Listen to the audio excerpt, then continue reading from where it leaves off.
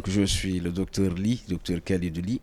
Je suis le chirurgien orthopédiste, le président de la commission médicale d'établissement de l'hôpital El Hadj Ibrahima Niass de Kaolack. Donc, nous avons une vingtaine, disons, de services entre spécialités médicales et chirurgicales.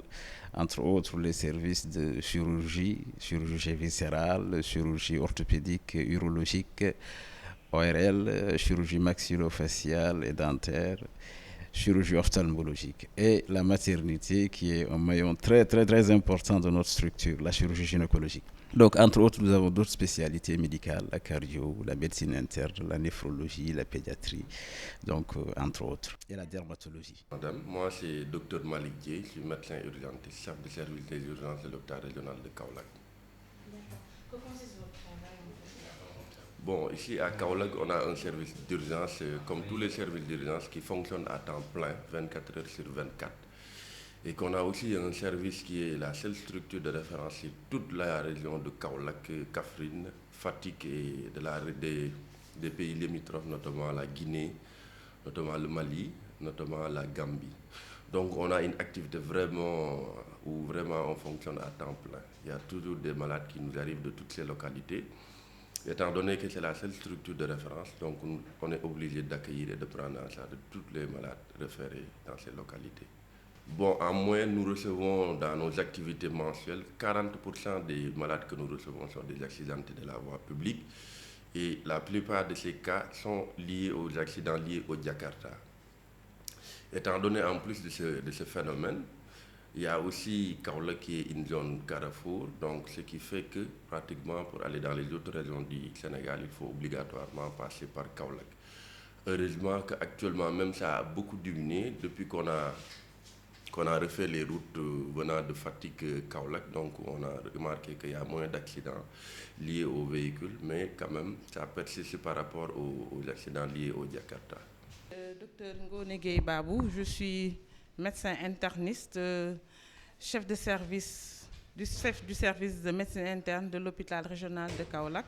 Aujourd'hui, dans le cadre de l'inauguration prochaine du centre du diabète de cet hôpital, nous avons le plaisir de recevoir le groupe Futur Média dans nos locaux pour vous expliquer un peu les missions de ce centre, le pourquoi il a été créé et ce qu'il entend proposer comme prestation aux patients diabétiques. Bon, j'aimerais bien aussi revenir un peu en arrière sur comment est-ce que tout a été mis en place. Tout est parti du fait qu'à un certain moment, on s'est rendu compte qu'il y avait un afflux de patients diabétiques en médecine interne et à partir de ce moment-là, on avait senti la nécessité d'améliorer la qualité de l'offre de soins qui était offerte dans le service de médecine interne en essayant d'orienter un peu vers la diabétologie.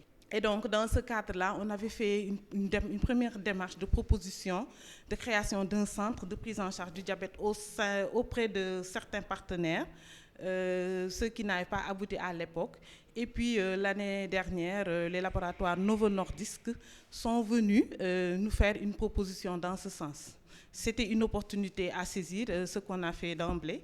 Et puis, avec la bonne volonté du monsieur le directeur, l'appui du ministère de la Santé, l'hôpital régional de Kaolack a été choisi, entre autres, pour abriter un centre de prise en charge du diabète. Si vous remarquez bien, dès l'entrée du service, on remarque un système de fléchage, mais aussi des zones d'attente. Notamment, il y a 3 flèches au niveau de l'entrée. Il y a la flèche orange qui signale, oriente vers les attentes couchées. Il y a la flèche rouge qui oriente vers la salle d'urgence vitale. Et il y a aussi cette flèche verte qui va orienter vers les attentes assises. Et ces fléchages vont orienter vers des zones d'attente bien précises. Là où je suis, c'est la zone d'attente assise. Donc, colorée en vert. Donc, c'est un système de couleurs qu'on a utilisé pour désigner les attentes assises. C'est des malades qu'on a triés qui ne posent pas de problème vital, mais tout au plus un problème fonctionnel. Donc, ils peuvent attendre sans pour autant être mélangés avec les autres types de malades, notamment les urgences vitales ou les urgences relatives. Donc, c'est un secteur qui va nous permettre vraiment de gérer l'attente des malades ne posant pas de problème vital. Et le délai d'attente de ces malades ne doit pas dépasser tout au plus 60 minutes. Donc là, c'est la zone d'attente assise. Donc en dehors de cette zone d'attente assise, on a la zone d'attente couchée caractérisée par le fléchage orange. Donc là, c'est la salle d'attente couchée. Donc là, on retrouve des malades posant pas de problème vital à court terme. Tout au plus, c'est un problème fonctionnel et un problème vital potentiel. Donc c'est des malades aussi qui ne peuvent pas s'asseoir au niveau de la zone d'attente assise. Donc c'est des malades qu'on installe dans ce secteur. Et si vous remarquez bien, c'est des lits séparés. Et ça va permettre même de préserver l'intimité du malade. Et là aussi, on a un box de décontamination. À travers ce box, on va nettoyer, désinfecter tous les malades qui nous arrivent souillés. Donc c'est ça le box de décontamination. En dehors de ce box, on a ces 5 lits qui vont permettre d'accueillir les malades qui ont un problème dont le pronostic vital n'est pas engagé, mais le pronostic fonctionnel est engagé. Donc de là, le malade peut quitter cette salle, aller au niveau de la salle de surveillance, quitter cette salle ou aller au niveau du bloc opératoire, ou bien même quitter cette salle pour retourner à domicile. D'accord? Donc c'est cette salle qui nous permet vraiment de gérer les attentes couchées. Auparavant, les différents secteurs n'existaient pas, ce qui faisait que tous les malades étaient accumulés dans un seul point et l'attente était mal conçue par les accompagnants et par aussi les malades. Donc ça nous permet aussi de régler beaucoup de problèmes. Ça nous permet aussi de répartir le personnel médical et paramédical en fonction de ces secteurs et ça va permettre d'optimiser la prise en charge des malades. Donc c'est pour dire que les malades qui sont en attente couchée seront secondairement consultés au niveau de ces boxes de consultation. Donc il y a 4 boxes de consultation pour assurer uniquement la consultation des malades qui sont en attente couchée. On peut les visiter pour les boxes de consultation. Donc on a 4 boxes de consultation et ça va permettre de consulter les malades qui sont en attente assise. Donc pas de pronostic vital engagé. Donc c'est les boxes qui vont nous permettre de consulter ces genres de malades. Là aussi, on a un box d'accueil information parce qu'il faut tenir en compte les accompagnants et les malades. Il faut qu'il y ait une information en continu. Ça permettrait quand même de régler beaucoup de problèmes auparavant qui existaient. Les malades qui ne sont pas informés, les accompagnants qui n'étaient pas pris en compte. Donc ce box d'information et d'accueil va permettre quand même de corriger tout cela. Donc c'est ça le box d'accueil, information de notre urgence. C'est à l'entrée du service, c'est à côté des attentes couchées pour pouvoir informer à temps, pour que si tout au plus le délai d'attente est dépassé, que l'infirmier puisse corriger, puisse informer et pouvoir rassurer les malades qui sont en attente. Donc en dehors des attentes assises, attentes couchées, on a la charge d'urgence vitale. Donc tous les malades qui arrivent en détresse sont accueillis au niveau de la salle des urgences vitales.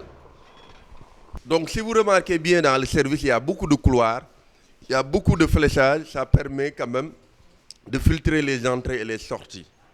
Par exemple, on a des circuits, il y a le circuit entrée-sortie, de là où on est entré, on va sortir par l'autre porte, mais aussi il y a le circuit du bloc opératoire, parce qu'il faut quand même filtrer les entrées et les sorties, et on doit travailler aussi avec beaucoup d'intimité dans le service. Donc là, c'est le circuit du bloc opératoire. Donc pour entrer dans le bloc opératoire, on peut passer directement au niveau des urgences. Et on a un service d'urgence aussi qui est équipé d'un bloc opératoire. Il y a un bloc des urgences fonctionnelles qui permet de prendre en charge les malades aux urgences. Donc là, c'est notre unité d'hospitalisation de courte durée. Donc c'est une unité qui va permettre d'hospitaliser les malades qui sont en attente d'aller dans d'autres services. Soit il n'y a pas de lit disponible dans le service de médecine interne ou de chirurgie, qui sont vraiment des malades stables qu'on hospitalise ici et dont le délai d'hospitalisation n'excède pas 72 heures. Donc au-delà de ces 72 heures, soit le malade a eu une place au niveau du service où il devait aller, ou le malade est vraiment retourné à domicile, ou que le malade soit évacué par ailleurs. Donc là, c'est cette unité qui va permettre d'hospitaliser ces genres de malades. Donc ce qui nous permet vraiment de gérer tous les malades, que ce soit en détresse ou en convalescence. Okay. Donc là, c'est notre unité d'hospitalisation de très courte durée. Donc les malades qui nous viennent des attentes couchées, les malades qui nous viennent de la salle d'urgence vitale peuvent être mis en observation ici. mais le délai de mise en observation ne doit pas dépasser 24 heures. Donc c'est une salle de surveillance en quelque sorte. Cette salle va nous permettre vraiment de pouvoir recueillir tous ces malades secondairement, une fois consultés au niveau des attentes assises, une fois qu'ils sortent de la salle d'attente couchée ou de la salle des urgences vitales. Donc c'est une salle qui est composée de 4 lits, avec quand même tout ce qui permet de surveiller les malades. Tout à l'heure, on avait parlé du circuit entrée-sortie. Il y a le circuit du bloc opératoire. Donc le malade ou l'accompagnant qui entre par la porte d'entrée doit sortir par cette porte. On ne doit pas faire un chemin-retour. Donc ça permet aussi d'éviter tout ce qui permettrait d'encombrer le service. Et si vous remarquez bien, on a le guichet de facturation qui est à la sortie. Tout à l'heure, on avait rappelé que le malade qui nous arrive, on ne lui demande pas à payer directement, mais que la régularisation, la facturation se fera après les soins. C'est pourquoi le guichet de facturation est au niveau de la sortie. Là, c'est le guichet de facturation. C'est donc après avoir levé l'urgence. Donc, en résumé, on sait que l'hôpital régional de Kaolack, notamment les urgences, est une particularité par rapport au service d'urgence de Dakar, par exemple. Quand nous recevons un malade, nous, on est dans l'obligation de le prendre en charge automatiquement. Peut-être dans les autres régions, ils ont d'autres services, d'autres hôpitaux où ils peuvent réorienter secondairement s'ils n'ont pas de place. La particularité de Kaolack aussi, c'est une ville carrefour. La particularité de Kaolack, il y a les routes accidentogènes. Il y a aussi le phénomène de Jakarta. Comme je vous l'ai dit tantôt, nous recevons à peu près 40% chaque mois pour des accidents liés aux motos, Jakarta et les véhicules. Ce qui fait quand même la particularité de Kaolack, notamment dans notre service, c'est les accidentés qui occupent la première place. En dehors de cela, on a un service d'accueil d'urgence qui répond aux normes. Parce qu'il y a tout ce qu'il faut pour parler de service d'accueil qui répond aux normes. Il y a la salle de tri, il y a les zones d'accueil, il y a aussi les circuits et tout ce qui permettrait de prendre en charge les malades de façon urgente et de ne pas perdre du temps pour dire aux malades vous devez régulariser, vous devez payer un ticket ou autre chose. Donc c'est un service qui vraiment a aussi des perspectives, notamment dans la prise en charge préhospitalière, dans aussi le renforcement des capacités de notre personnel. Et nous voulons aussi implanter notre service d'accueil d'urgence au cœur d'un réseau d'accueil des urgences, notamment en interne en collaboration avec tous les autres services, mais aussi en collaboration avec tous les autres services d'urgence périphériques, notamment de Fatick, de Kaffrine ou bien des autres pays, notamment le Mali, la Gambie ou Guinée-Bissau ou Guinée-Conakry. Donc vraiment, on est là, on est prêt pour assurer une bonne prise en charge des malades et optimiser la prise en charge aussi au niveau des services d'accueil des urgences de l'hôpital régional de Kaolack. L'hôpital El Hadji Ibrahima Niass de Kaolack est un établissement public de santé de niveau 2. Vous savez, dans le pays, il y a 3 niveaux. Les hôpitaux sont classés en 3 niveaux. Il y a le niveau 3 qui sont les hôpitaux nationaux, qui sont pour la plupart à Dakar. Il y a le niveau 2 qui sont les hôpitaux de région, comme l'hôpital de Kaolack. Et il y a le niveau 1 qui sont les hôpitaux de région, de département. Donc c'est les 3 niveaux où sont classés les hôpitaux. Donc l'hôpital de Kaolack est un hôpital de niveau 2 qui a une capacité de 320 lits, 398 lits et un personnel qui tourne autour de 400 personnes qui travaillent ici. Donc on a après 18 spécialités médicales, comme vous le verrez avec les médecins spécialistes. Hein. Et aujourd'hui, on est le seul hôpital de référence au niveau de la zone centre. Aujourd'hui, il y a des populations qui viennent même des autres régions avoisinantes, comme Fatick, comme Kaffrine, mais aussi Tamba ou des pays voisins comme la Guinée, la Gambie. Hein. On reçoit un peu ces populations-là qui viennent se soigner ici. Donc c'est un hôpital de référence aujourd'hui et nous sommes dans un tournant parce qu'aujourd'hui nous venons d'élaborer notre projet d'établissement qui couvre la période 2017-2021 et le principal objectif de ce projet c'est d'ici 2021 ériger cet hôpital-là à un niveau 3. Donc ça veut dire que cet hôpital va passer de niveau 2 à un niveau 3 de dimension nationale et pour ça il va falloir augmenter l'offre de soins. Il va falloir relever le plateau technique, comme on l'a dit tout à l'heure. Et c'est dans ce sens-là qu'on est en train de travailler sur ça. Il y aura déjà le centre du diabète qui va ouvrir ses portes la semaine prochaine. On est en train de finir le centre de diagnostic et d'imagerie médicale. On est en train d'installer la neurochirurgie, qui est une spécialité médicale de pointe, qui n'existe pas pour la plupart dans les régions, et que nous allons installer ici au niveau de Kaolack, etc. Et nous allons aussi développer les infrastructures pour permettre à ce développement-là de se faire correctement. Donc c'est un peu les projets que nous avons, et nous sommes en partenariat avec, il y a l'État déjà qui est derrière, qui nous accompagne dans tout ce que nous faisons, avec le contrat pluriannuel d'objectifs et de moyens, mais aussi en nous appuyant en termes de ressources humaines, d'équipement. Mais parallèlement, nous développons aussi un partenariat avec le partenariat public-privé.